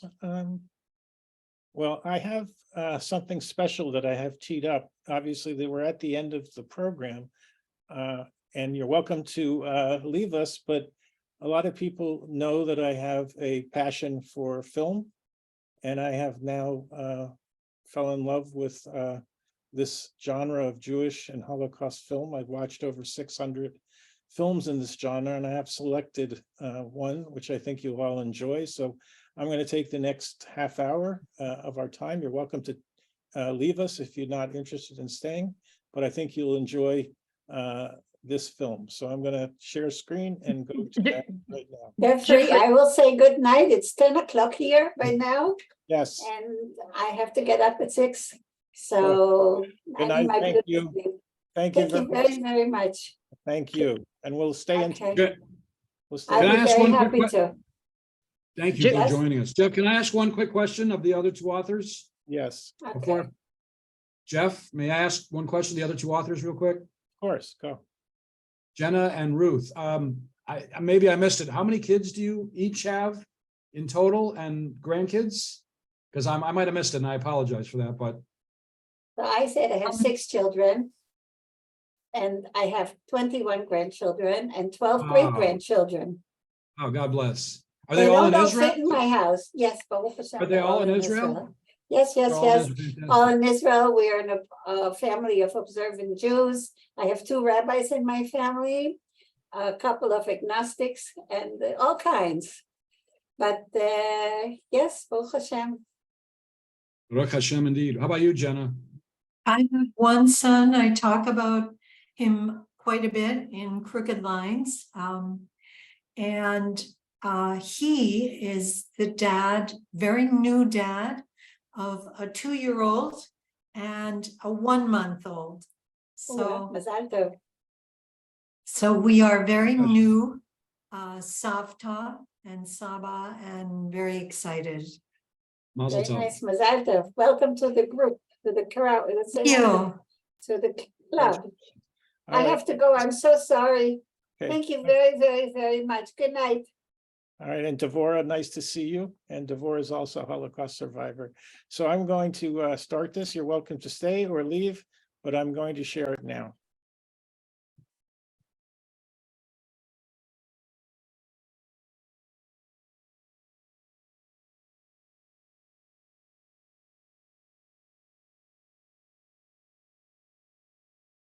Oh.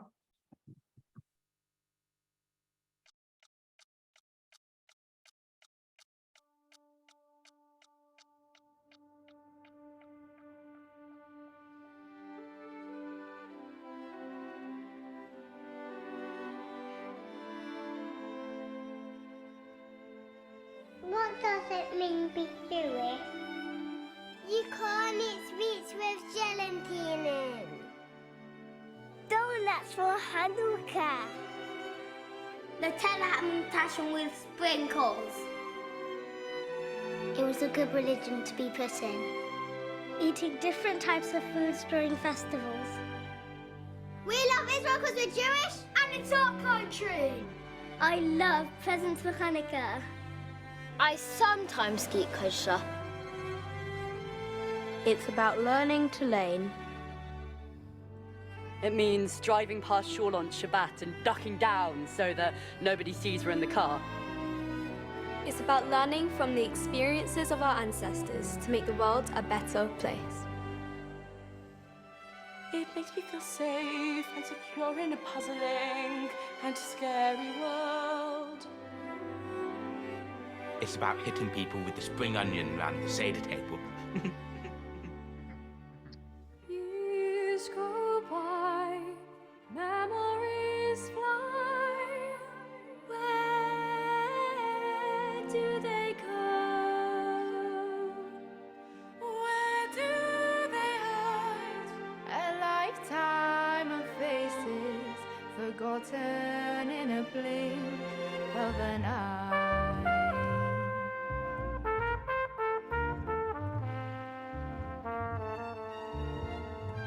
It's having a community, no matter where I am in the world. Remember me, remember my face. I won't be with you for long. But my echo is endless. Just listen and you'll know that I'm here in a world that is not so far away. When there's food, there's family. When there's family, there's food. Who ate all the smoked salmon? I'm the Queen of Knedlach. I will eat them all. It's about asking questions and only getting questions back as answers. Converting felt natural and right. From year to year we pass on the baton of love, wisdom and hope. Our voices still singing the lullabies of the past. From face to face and mother to mother, the challenges never end. But the laughter and music goes on and on and on and on. I feel lonely. It's the constant internal struggle between my godly soul and my animal soul. Judaism for me is welcoming, inclusive, and meaningful.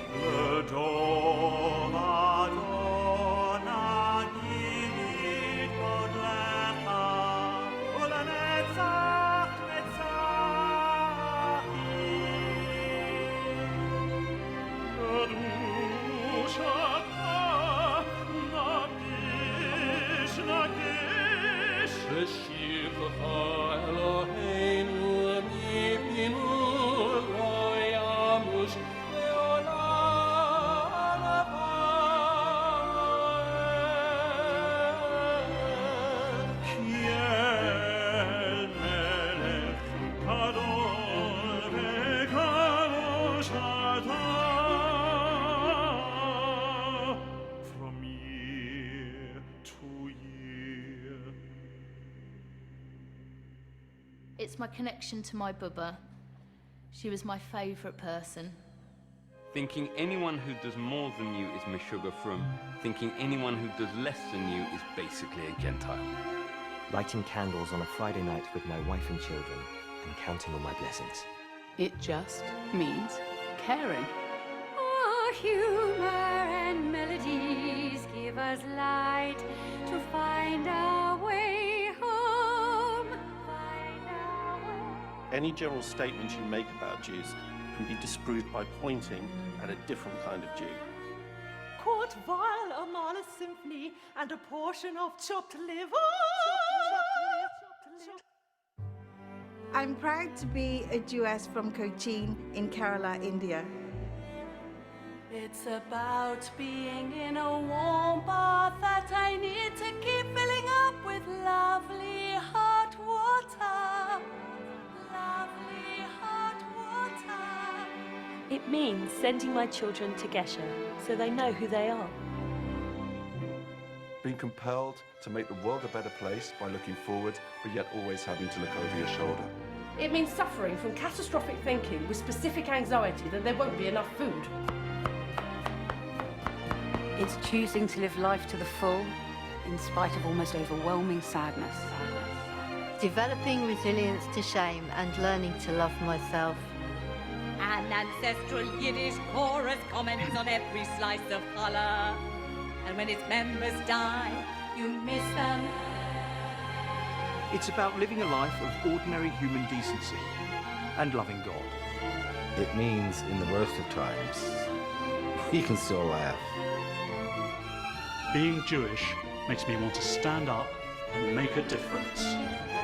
It means being part of a past that makes me so grateful to be present. Chicken soup might cure all illnesses, but a bad matzo ball makes a good paperweight. It's keeping this shaitel on when I'm going for the big shot in tennis. It's the Moroccan customs of my dear wife Veronique, from couscous on Friday night to a candle by her grave. It means going to Jerusalem for the first time and knowing I'd walked every street. I like Hanukkah and the bird. Being Jewish is not only a religion, it's a race. It doesn't matter where you come from. Worshipping life, individuality and imperfection, not people, death and suffering. You can go with it, or you can go without it, but you'll always be Jewish. It's my DNA, it's how other people see me, it's me. It means working towards a messianic future.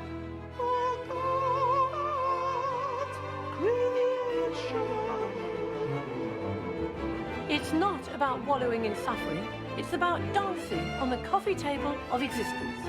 There's a thud in my blood and a dart in my heart which says, in spite of hate, create. 12 years in Israel cured me of my Zionism. Now I'm a committed secular diasporist. When I was young, I thought I could never escape it. Now I'm older, I realize I don't want to. Zu seiner Mensch, also wie mein Vater hat gesagt. Living an honest and fruitful life, loving your neighbour as yourself, meaning everyone. It's one of my strongest connections with my parents, to whom I owe so much, and to those who went before them. Family first, children first, and remembering who you are. Well, I'd call myself Jewish, which is a felicitous way of describing my inherent atheism. We have a duty to fight our corner against anti-Semitism and anti-Zionism. Man batters himself bloody with his own forehead. From this sense of pain, he deduces that he is alive.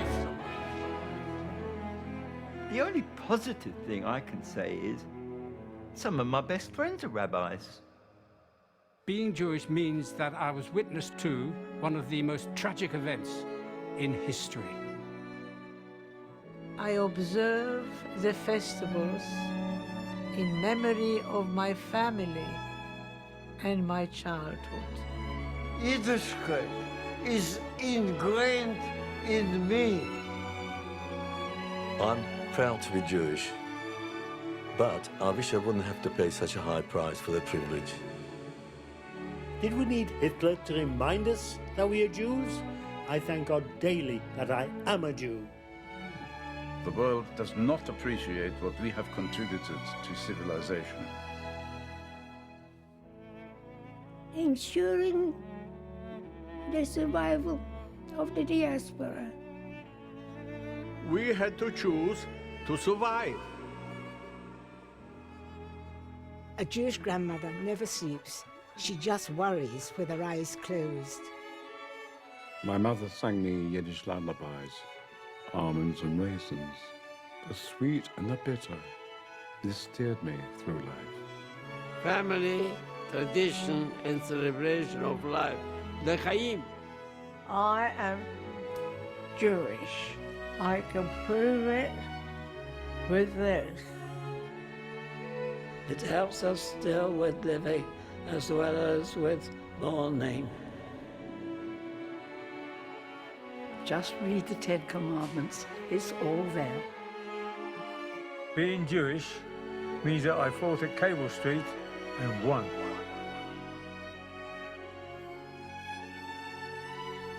We don't do anything about it, but we don't forget.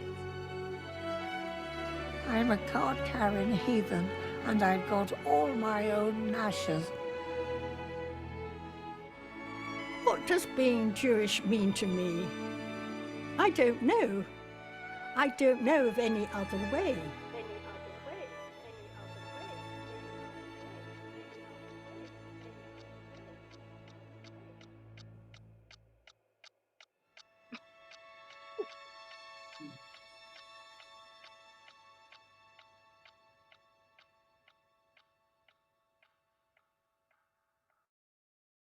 And thank you for staying with me. And I hope you enjoyed what you've just seen. Thank you. Thank you, Jeff. Thank you, guys, and we'll Thank see. you. There is no. Have a great summer. Good luck. There's Hope no. you have a stress-free month. Right. There's no program in August. We'll see you again in September, on September 10th for generation. Vidor, generation upon generation. Thank you all. I love you all. We'll see you. Have a safe summer. Take care. Thank you. You too. Have a great Thank August. you. Thanks.